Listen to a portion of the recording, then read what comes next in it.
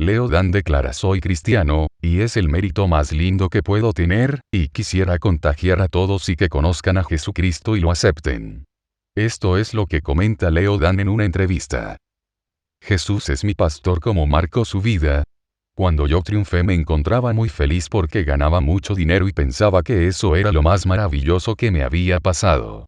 En 1965-66, fui llamado a un curso de cristiandad. Ahí fue cuando conocí la gracia del Señor. Recuerdo que yo me negué luego porque ese curso era viernes, sábado y domingo.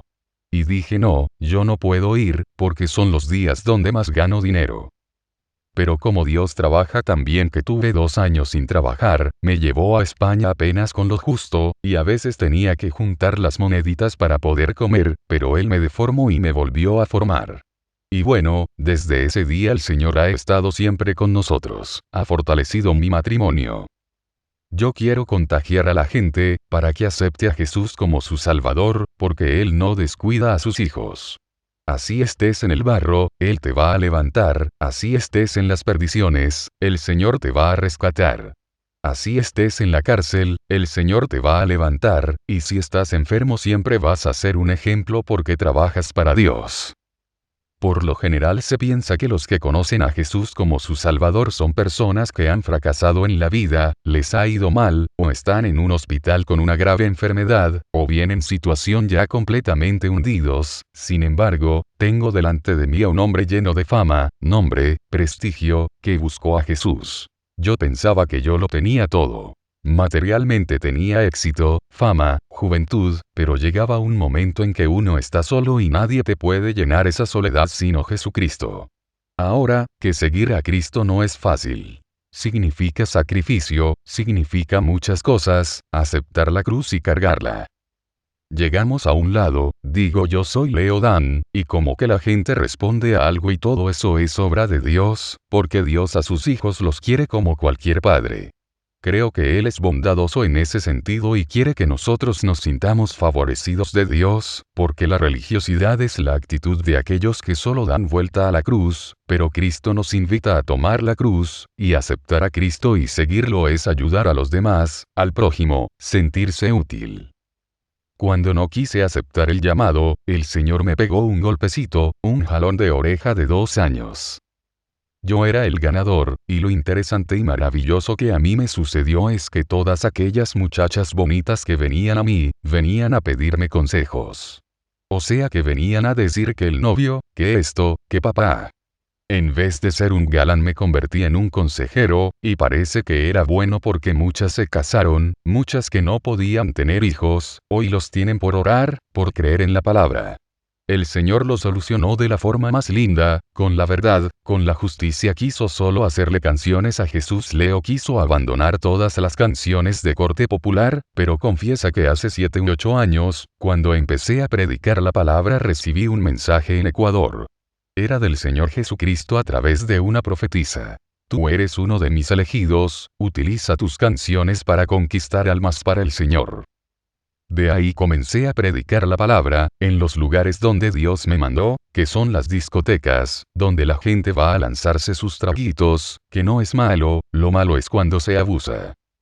Lo más hermoso que me ha pasado en la vida es haber conocido a Jesucristo y haberlo aceptado como mi Salvador.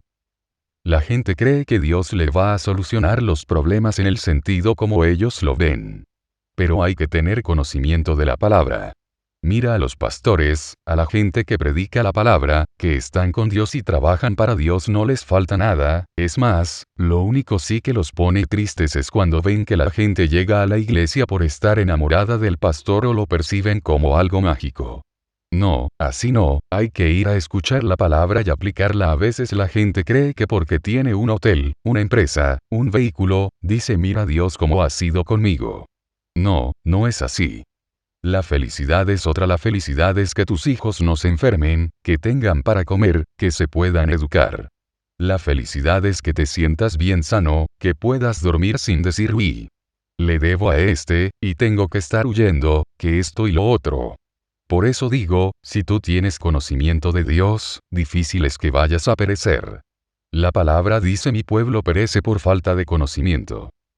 Así que si estamos pobres, enfermos, en la miseria es por falta de conocimiento, porque quien conoce a Jesucristo, una nueva criatura es, y todos tus pecados te son perdonados. Leo recita el texto bíblico Jeremías 33:3 clama a mí que yo te responderé y te enseñaré cosas grandes que tú no conoces. Mi relación es directamente con Dios, a través de Jesucristo.